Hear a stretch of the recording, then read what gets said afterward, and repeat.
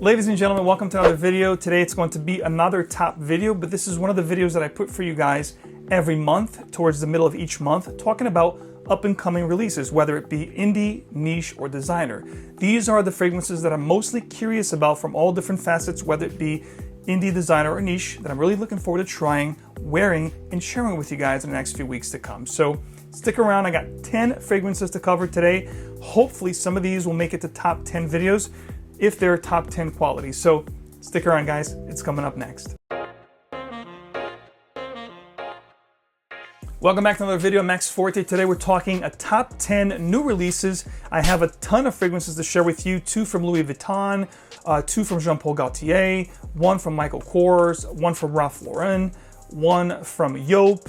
So let's get things started here with the house of Louis Vuitton. Now with Louis Vuitton, we know it's going to be one of those fragrance brands that are going to be kind of a pricier range of fragrances, more of an upscale high-end designer. And this is sort of like a private blend. I would put these fragrances, right up there with the Tom Ford private blends or your Chanel Les Exclusives. Granted, this is sort of like a newer, kind of a private blend with Louis Vuitton that they just started to really dab into fragrances over the last, 3 years or so. And I have to be quite honest with you, I don't have a lot of fragrances from Louis Vuitton except for 2. Ombre Leather, which is a great oud-based scent, and Afternoon Swim, which is actually a great fragrance to wear right now, spring and summer. They are really good smelling scents, but overall, from what I've tried so far, samples and whatnot, Louis Vuitton lacks a little bit when it comes to performance. I don't know anything about these 2 new ones, but I'm actually very curious because I think they fit the bill for the season we have going on right now, which is summertime. This one here called Imagination, which is going to be a Jacques Cavalier creation, which is a great nose. And from what I look here, when I see the notes, it looks quite interesting. We have black tea, we have Sicilian orange, Calabrian bergamot, Sicilian, citron, Tunisian neroli, ginger, the CO2 ginger, and the Chinese black tea CO2, something very new that most companies are doing these compounds now that's mostly naturals, combined with synthetics, which adds this extra power into the fragrances, making them long lasting. So I think this is actually going to be a good one. But then you also have ambroxan, guaiac wood, and frankincense. So from the note breakdown, it looks quite interesting because it has a lot of citrus elements. And again, Louis Vuitton is owned by LVMH, father company, which owns a ton of different companies, a ton of different brands. So I don't know whether or not this is going to be money grabs, but from what I'm hearing, this is going to be quite a good one. I know a lot of people that have tried this in the groups, including my group, the Emporium of Scents, and they have shared of how good this one is. So I'm really looking forward to trying this one and sharing with you. Another one from Louis Vuitton from this particular new collection here is going to be On the Beach, which is again great for the season that we have going on right now. This is going to be another Jacques Cavalier, construction here, and it has Japanese yuzu, which I love in my fragrances. It's very kind of like bergamot, but it's a little bit more pungent. It's a little bit more, punches up a stronger punch. And the citrus, it's almost bitter-like. Another company that I know that utilizes the note of yuzu very heavily is the company of Issey Miyake. So this one here has yuzu, neroli, thyme, rosemary, pink pepper, cloves, and cypress. So I have to be honest, this one here I'm actually more curious than Imagination because I do love cloves, I do love pink pepper in my fragrances, and it has some of the herbal nuances that I like, which is, almost like fougere territory with the rosemary, the thyme, and then you have the yuzu and the neroli up top, which sometimes can be a little feminine, but this one here is going to be paired up with spices and herbal notes, so I'm thinking it's going to be quite good. And if these 2 new releases actually have performance and good smelling scents to back it up, I think these 2 could potentially be great new releases that are going to be making top lists for me in the future for spring and summertime.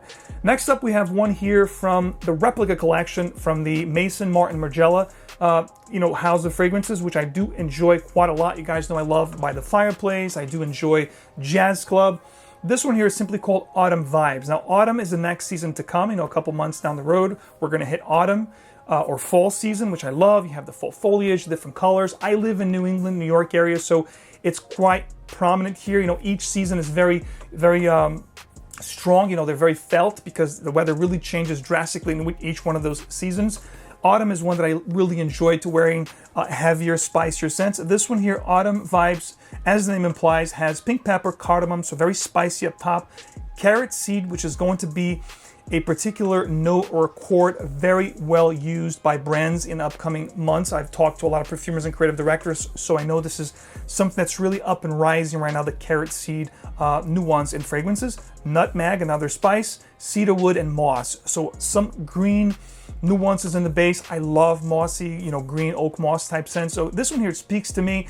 The only thing that I think would be missing here that would really wow me just from the notes, but again, it could be an amazing scent, but I think it's missing something a little heavier, perhaps a tobacco or a boozy accord, like a whiskey, or maybe like a pumpkin latte or something like that, like coffee note. But overall, looks good, looks interesting. I like the carrot seed with the nutmeg, the cardamom, the pink pepper, and the woody base along with that moss. So very curious about this. Overall, I have yet to smell something from the replica collection that I don't enjoy. I think they're very true to what they're trying to convey within those names. Each name of those fragrances, like Jazz Club or By the Fireplace, when you smell them, it really takes you in the journey that represents that particular title. So I'm thinking autumn vibes will be absolutely great.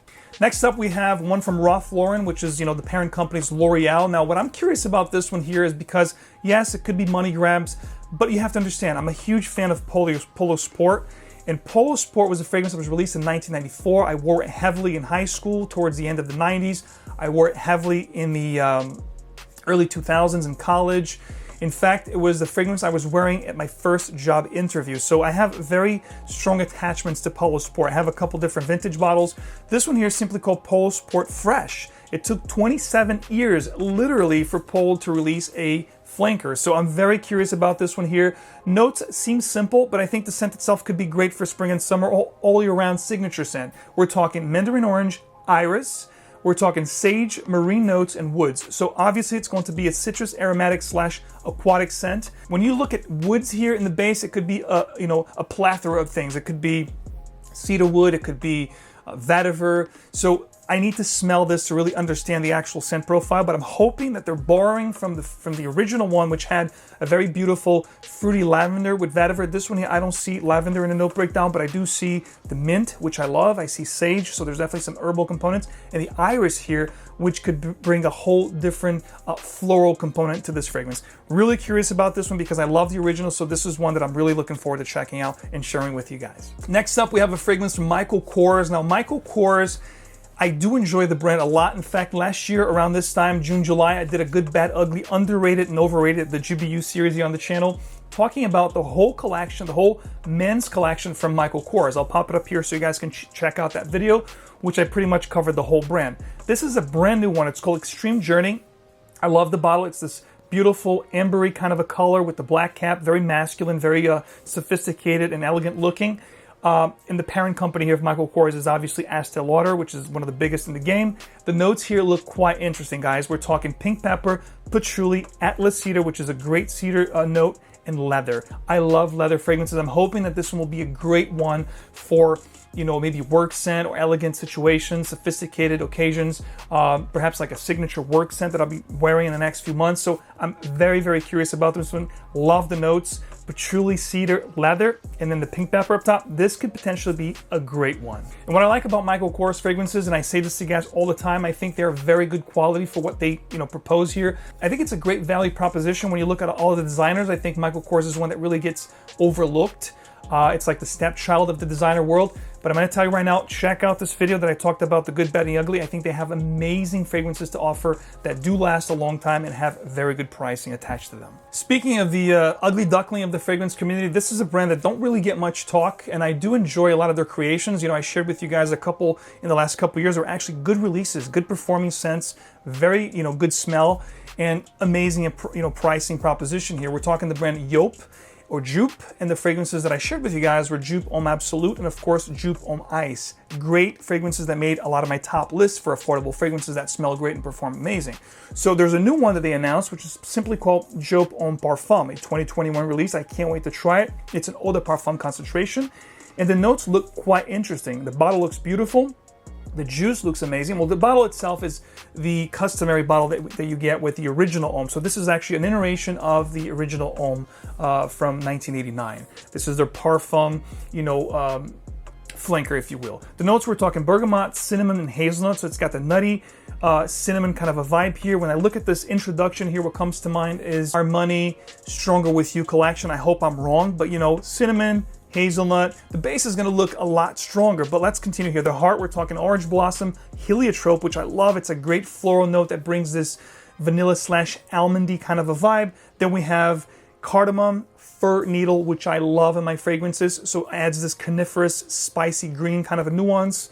Cardamom, amazing spice. Tonka bean absolute, vanilla, sandalwood, moss, cashmere, and vetiver. The base looks great, with exception of course, that cashmere and tonka bean absolute and vanilla, which again, with the hazelnut, could potentially be more of the same.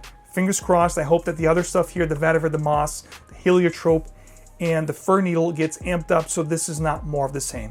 Fingers crossed, guys. Now I have two fragrances here from Jean Paul Gaultier, one that just dropped and one that was talked about, earlier this year, which is basically a summer flanker. I think it's a limited edition from the ever-growing, never-ending growing line of Le Malls. This is going to be Le Male On Board, which has very simple note breakdown. We're talking bergamot, geranium, and tonka bean, even though it looks like a marine, aquatic kind of a fragrance. You look at the bottle, the blue scheme here with the sailor, but the notes themselves don't look very aquatic. Bergamot, okay. Geranium, sure, adds that floral minty feel, but tonka bean, again, I think there's a lot more notes. They're only sharing 3, but I think there's gonna be more notes here in this fragrance. I'm sure it's gonna share, a very aromatic slash aquatic vibe to the scent.